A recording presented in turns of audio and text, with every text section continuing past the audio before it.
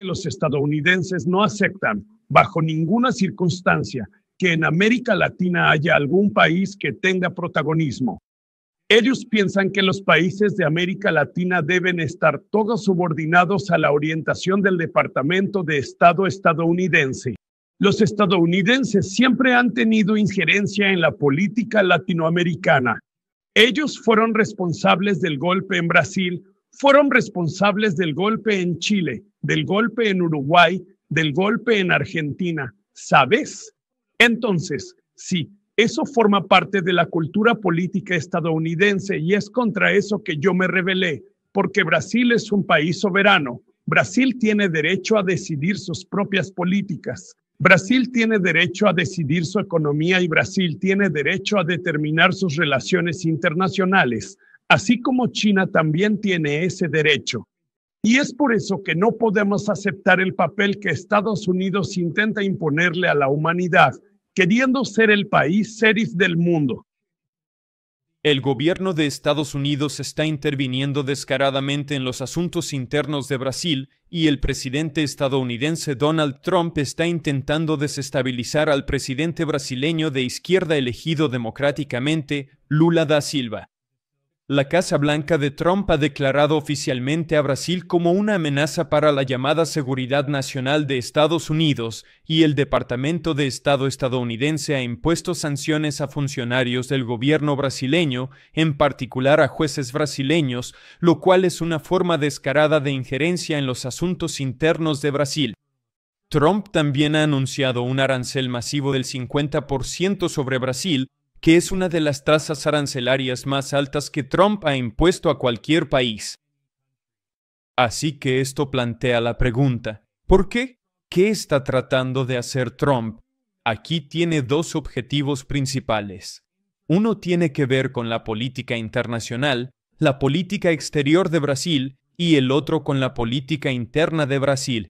Voy a empezar explicando la geopolítica de los ataques del gobierno estadounidense contra Brasil. Brasil ha sido una voz líder impulsando un mundo más multipolar, desafiando la hegemonía global de Estados Unidos. Y de hecho, el presidente de izquierda de Brasil, Lula da Silva, conocido popularmente simplemente como Lula, fue uno de los cofundadores de los BRICS, la organización liderada por el Sur Global, allá por 2009. Y en los 16 años desde entonces, los BRICS se han expandido significativamente. La organización liderada por el Sur Global ahora cuenta con 10 países miembros y 10 países socios, y juntos representan el 56% de la población mundial y el 44% de la economía global si se mide su PIB en paridad de poder adquisitivo, PPA. Bajo el liderazgo de Lula, Brasil ha jugado un papel clave impulsando el fortalecimiento de los BRICS y otorgando más poder al Sur Global. Estos son los países que fueron colonizados anteriormente por las potencias occidentales y representan la mayoría global.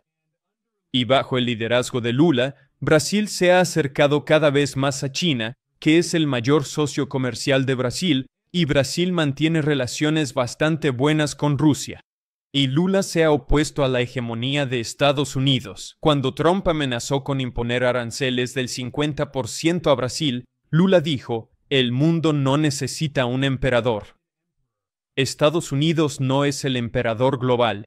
Mira, el Departamento de Justicia de Estados Unidos, o sea, orientó a fiscales estadounidenses, participaron en mi proceso, vinieron a Brasil a reunirse con el Ministerio Público brasileño, el juez y el Ministerio Público fueron a Estados Unidos a discutir con el Ministerio Público estadounidense la discusión sobre mi condena.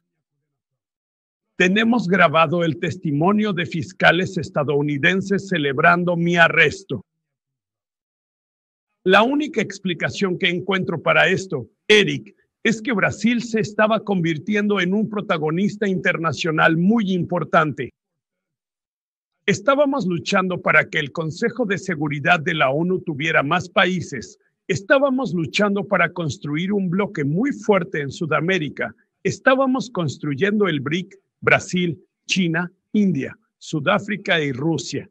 Estábamos creando una organización multilateral, o sea, llegamos incluso a pensar en crear una moneda, ¿sabes? Para las transacciones comerciales, para no depender del dólar. Estábamos viendo, por ejemplo, a Brasil manteniendo una relación extraordinaria con China. China pasó a ser el primer socio comercial de Brasil. Para que te hagas una idea, en el primer año que fui presidente, el flujo comercial entre Brasil y China era de apenas $6,000 millones. Cuando salí, en 2010, ya era de $76,000 millones. O sea, la relación comercial entre Brasil y China creció 16 veces durante mi mandato. Y China era un país sumamente importante en la relación con Brasil y creo que eso molestó a los estadounidenses. Les molestó porque los estadounidenses no aceptan, bajo ninguna circunstancia, que en América Latina haya algún país que tenga protagonismo. Ellos piensan que los países de América Latina deben estar todos subordinados a la orientación del Departamento de Estado estadounidense. Y, al mismo tiempo, China estaba realizando muchas inversiones en Sudamérica y en América Latina. China tenía una asociación muy fuerte con Brasil, con Argentina, con Venezuela, con Ecuador, es decir, y eso incomodaba a los estadounidenses, así como les incomoda la entrada de Brasil en el continente africano y la entrada de China en el continente africano. O sea, Estados Unidos, en realidad, tiene miedo de perder la primacía de ser el sheriff del mundo. En realidad, no quiere competidores, ni en el área económica, ni en el área tecnológica, ni en el área militar. Y el hecho concreto es que Brasil estaba creciendo. Brasil se estaba convirtiendo en un protagonista internacional. China ha crecido y hoy, sabes, es uno de los países con el PIB más alto del mundo. La economía china superó a la economía estadounidense y ahora ellos están preocupados por, sabes, la evolución china en el tema del armamento, en el tema espacial. Entonces, los estadounidenses se ponen inquietos porque están acostumbrados desde la Segunda Guerra, desde la Primera Guerra Mundial, a ser los dueños del mundo. Entonces, esa es la explicación que yo tengo para lo que pasó con el golpe contra la presidenta Dilma Rousseff, para lo que pasó con mi encarcelamiento y todas las mentiras contadas contra el PT. Es la única explicación que encuentro, Lee, es esa. Los estadounidenses siempre han tenido injerencia en la política latinoamericana. Ellos fueron responsables del golpe en Brasil, fueron responsables del golpe en Chile, del golpe en Uruguay, del golpe en Argentina, ¿sabes? Entonces, sí, eso forma parte de la cultura política estadounidense y es contra eso que yo me rebelé, porque Brasil es un país soberano. Brasil tiene derecho a decidir sus propias políticas. Brasil tiene derecho a decidir su economía y Brasil tiene derecho a determinar sus relaciones internacionales, así como China también tiene ese derecho. Y es por eso que no podemos aceptar el papel que Estados Unidos intenta imponerle a la humanidad, queriendo ser el país sheriff del mundo. Este año, 2025, Brasil ocupa la presidencia de los BRICS. La posición rota cada año entre los miembros de los BRICS. En julio, Lula fue el anfitrión de la cumbre BRICS en Río de Janeiro y la cumbre fue un éxito. Esta fue la primera reunión de los BRICS que contó con la participación de los 10 nuevos países socios. Y Donald Trump estaba furioso por el éxito de la cumbre de los BRICS y estaba especialmente enojado con Lula. Y mientras se celebraba la cumbre de los BRICS, Trump amenazó con imponer aranceles del 10% a todos los países de los BRICS. Poco después, Trump amenazó con imponer aranceles del 50% a Brasil en particular. Político publicó un artículo citando fuentes cercanas a Trump, muy próximas al presidente de Estados Unidos, que revelan que Trump está absolutamente furioso por la expansión de los BRICS y su desafío al dólar estadounidense. un exalto funcionario estadounidense que se desempeñó como enviado especial de Trump para América Latina durante su primer mandato como presidente de Estados Unidos, Mauricio Claver Carone, le dijo a Político que Trump ya estaba muy enojado con el presidente de izquierda de Brasil, Lula da Silva, pero afirmó, y cito, «Los BRICS inclinaron la balanza». Fin de la cita. Porque BRICS fue creado para perjudicarnos. BRICS fue creado para devaluar nuestro dólar y quitarlo como estándar, sacarlo como la moneda de referencia. ¿Has escuchado la expresión «el dólar es el rey»? El dólar es el rey. Vamos a mantenerlo así, ¿de acuerdo? Pero la ironía es que, cuanto más el gobierno de Estados Unidos amenaza a Brasil e interviene en sus asuntos internos, más el pueblo brasileño quiere alejarse de Estados Unidos y alinearse más estrechamente con los BRICS y China. De hecho, CNN publicó en julio una encuesta realizada por Bloomberg que reveló que una pluralidad de personas en Brasil preferiría alinearse con los BRICS antes que con Estados Unidos.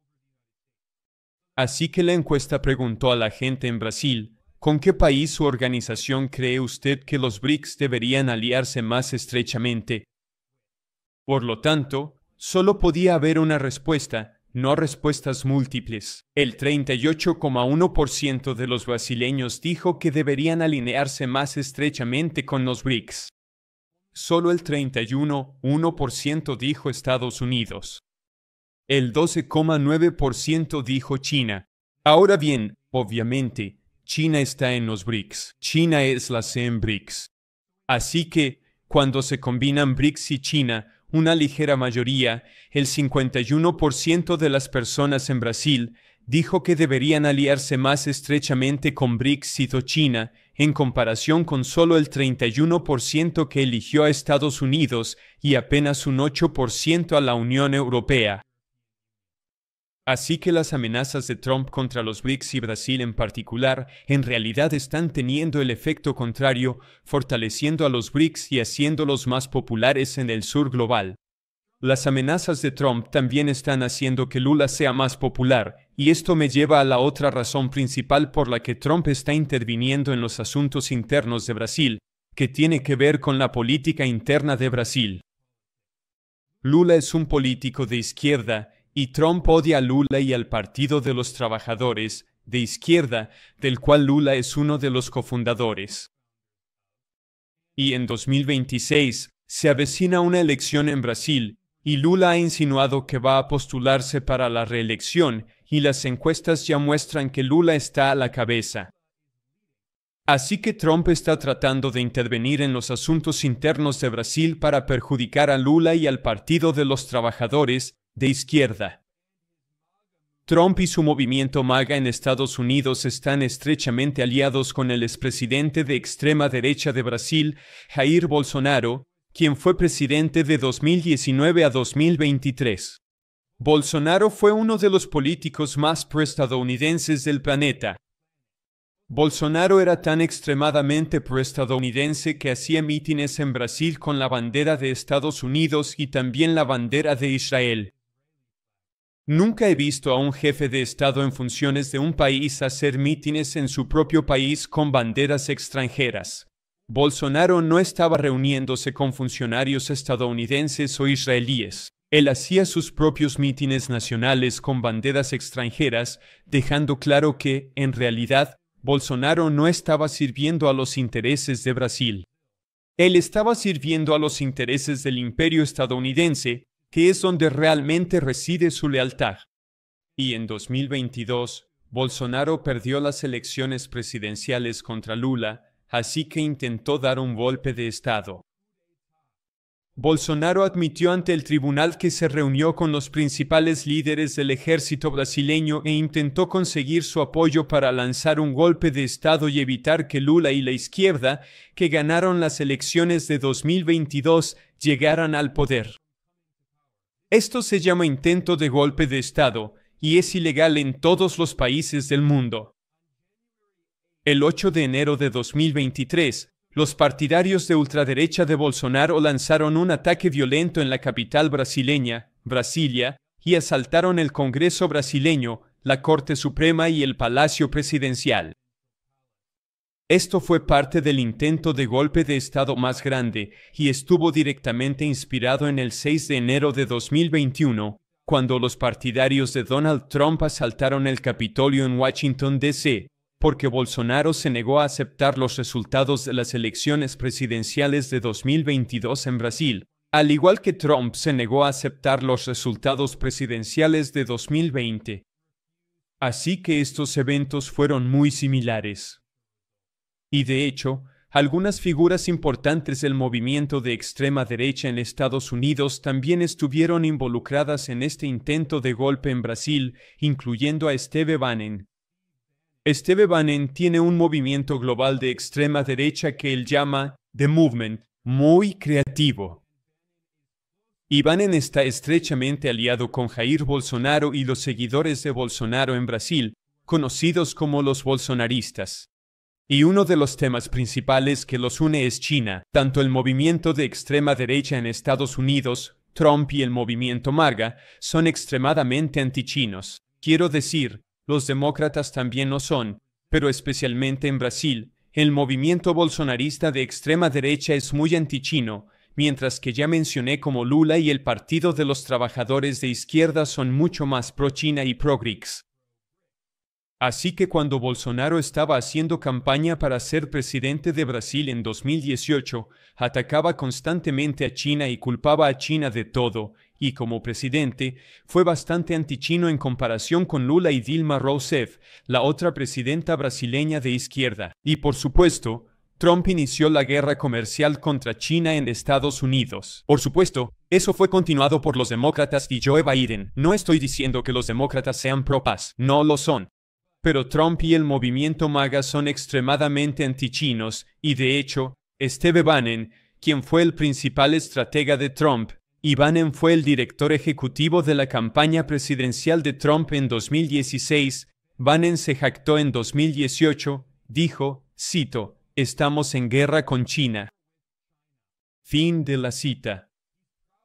Así que él está orgulloso de que Estados Unidos esté librando una guerra contra China, y el movimiento de Trump ve al movimiento bolsonarista de extrema derecha en Brasil como un aliado clave en la nueva Guerra Fría de Estados Unidos contra China.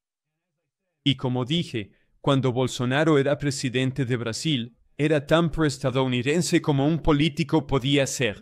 De hecho, cuando no logró que los militares apoyaran su intento de golpe, porque intentó conseguir el apoyo de los militares, Bolsonaro admitió eso en el tribunal. Pero fracasó y muchos líderes militares brasileños no quisieron derrocar la democracia en nombre de este líder corrupto de extrema derecha que, como presidente, tuvo un mandato completamente desastroso. Entonces, después de que su intento de golpe fracasara, ¿qué hizo Bolsonaro? Huyó a Estados Unidos, el país al que realmente le es leal. Huyó a Florida, que es la capital internacional de la extrema derecha latinoamericana. Estos líderes de extrema derecha respaldados por Estados Unidos que intentan derrocar gobiernos democráticos en América Latina, a veces lo logran. Estados Unidos ha derrocado a líderes de izquierda democráticos en América Latina.